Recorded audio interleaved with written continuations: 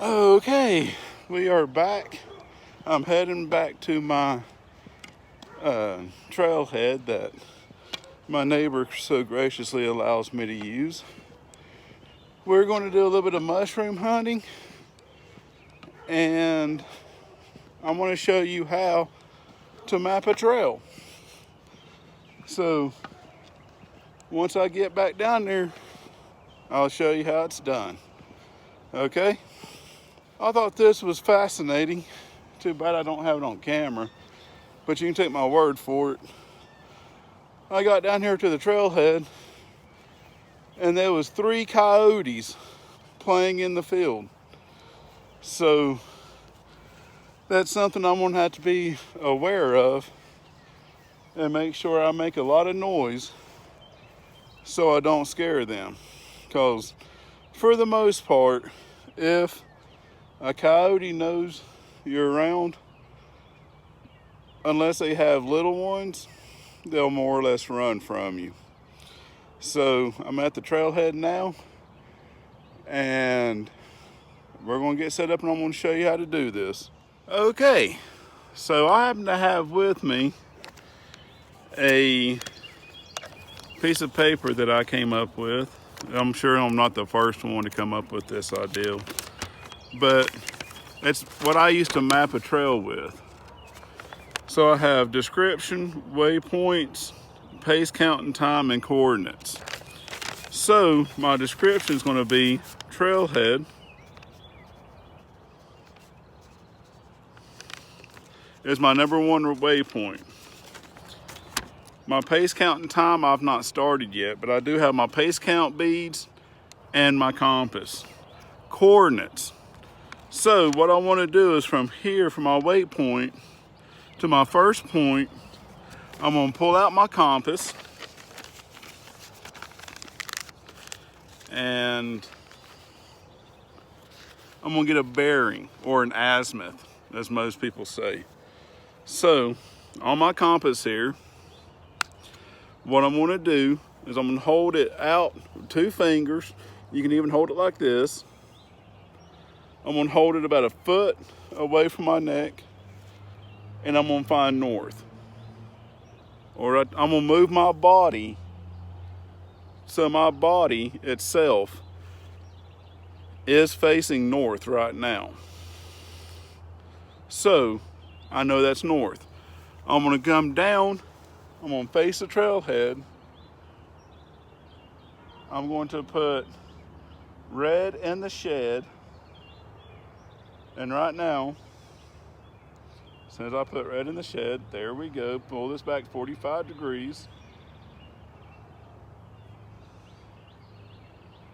So right there, my coordinates is 208. So I'm going to walk 208 degrees, counting my paces until my next stop.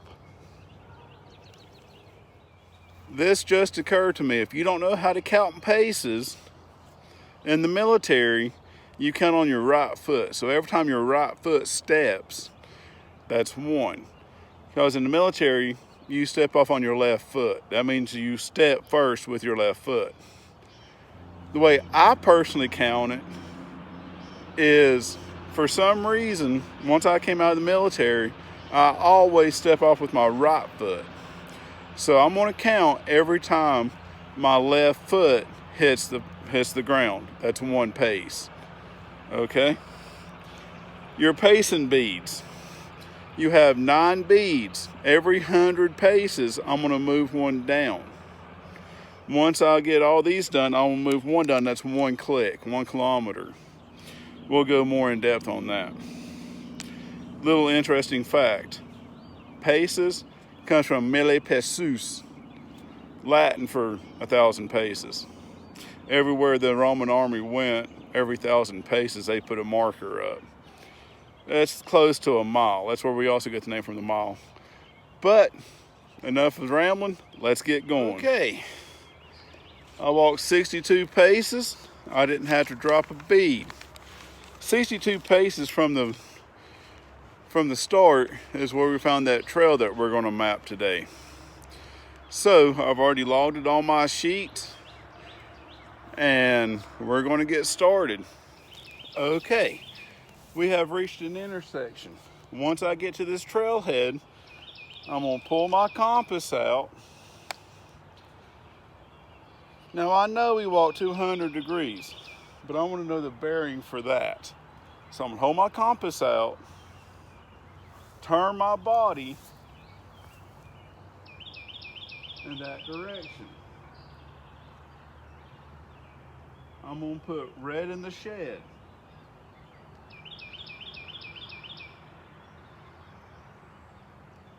Try to get it as accurate as I can. Red in the shed's right there. So that is 52 degrees west. Now, what other ways can we do that? We can look by vegetation growth. We can look by the sun is literally rising in the east. We can look at how the trees are growing. All this is clear signs that the vegetation always grows in the southeast. Always. They're trying to get that morning sun in the northern hemisphere. The trees will grow toward the southeast. The sun, obvious indicator. My right side is toward the sun. That's north. So we want to go that way. And we'll go that way until there's a turn. And then from that point, depends on how big the turn is, we'll take another bearing or azimuth. They can be interchanged. Okay, 11 paces in, and I'm presented with something that you might be presented with also. If you look, the trail goes off, it doesn't go straight. It goes off to a turn right here. Now, if you're working for a map or survey, that gets put in. If you're working on your own property or something you're going to go to, then you don't have to. Me, I include it.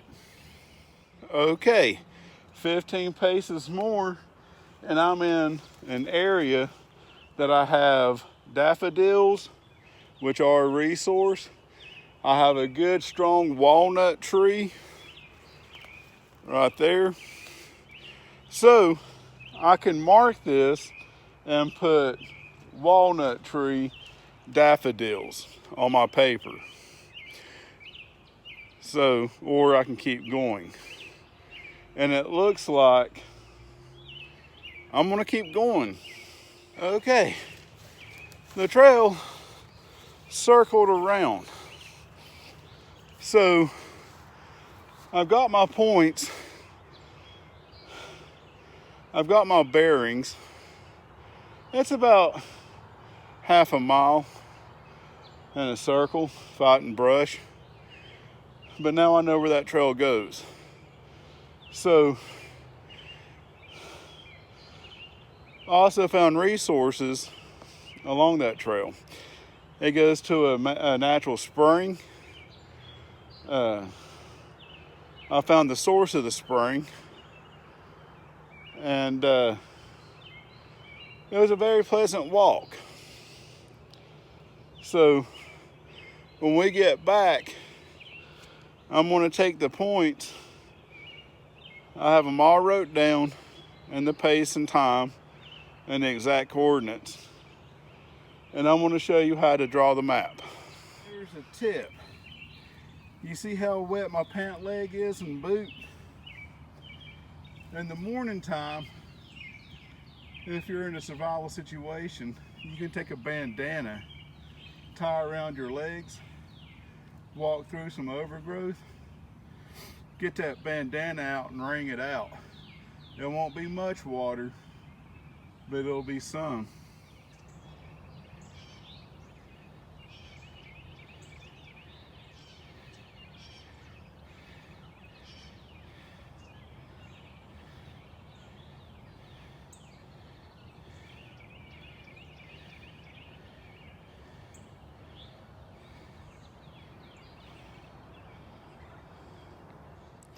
Okay, so I did my pace count, my time in meters, the coordinates. I filled in the descriptions over here for what I needed. Now right here's the map. So first, from here to here was 208 degrees south. So I just drew it out.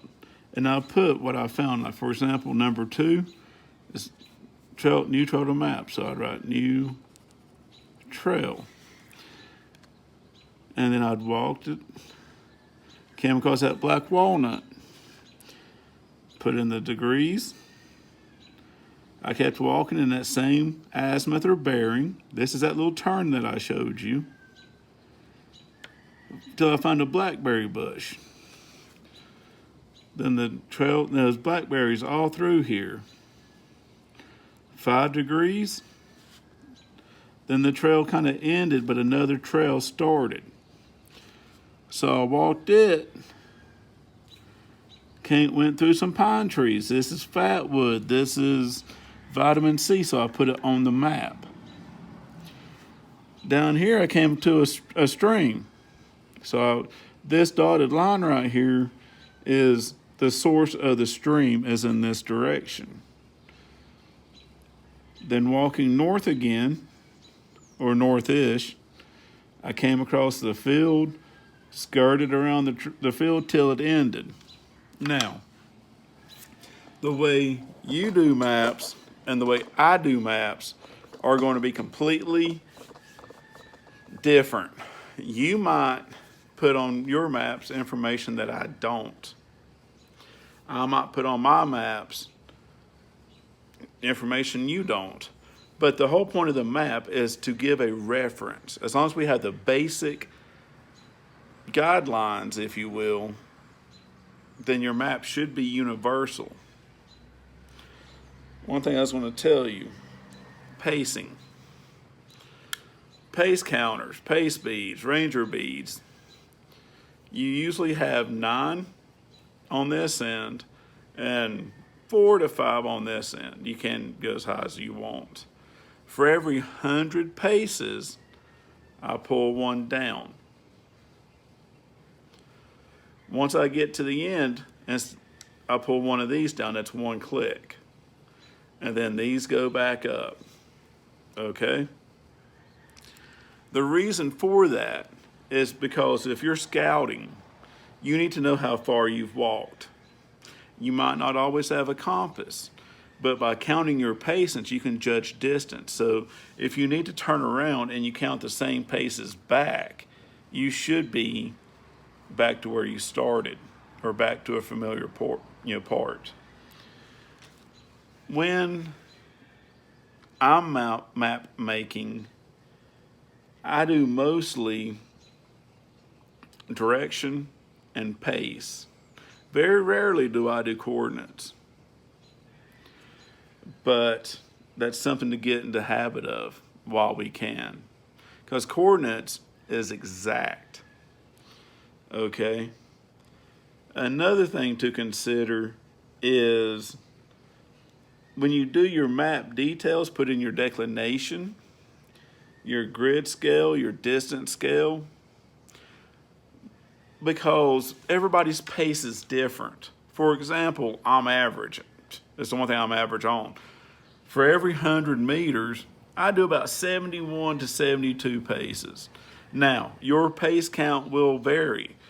If there's a wind on your back, a wind on your front, if it's raining, if you're wearing boots instead of shoes, if you're walking uphill, downhill, if the terrain is wet, if it's snowed, if it's dry and compacted, if you're wearing tight pants, if you're wearing a load, if you're wearing like a backpack, all that will mess up your pace, uphill, downhill, if you've hydrated. So what you need to do is establish your pace count for almost any terrain you can. So you mark off 100 meters, you walk it flat, walk it up, walk it down, walk it tired, walk it in the morning, walk it when you need to pee, walk it, in boots, shoes, all this, and write that down. because that is your pace and it will change. The Army even done a study where a slight breeze can throw off a person's pace for 1 to 2 paces. It doesn't seem like much, but it does affect it. So, for the people of Wreath Our Oak Weird, I am going to get way more in detail on this for your videos. This is something I'm putting out for everyone else. If you have any questions, put them down below. If you would like to learn this in depth, contact me and we will negotiate a price. Get outside, be kind to each other, stay safe, keep social distance, and I love you.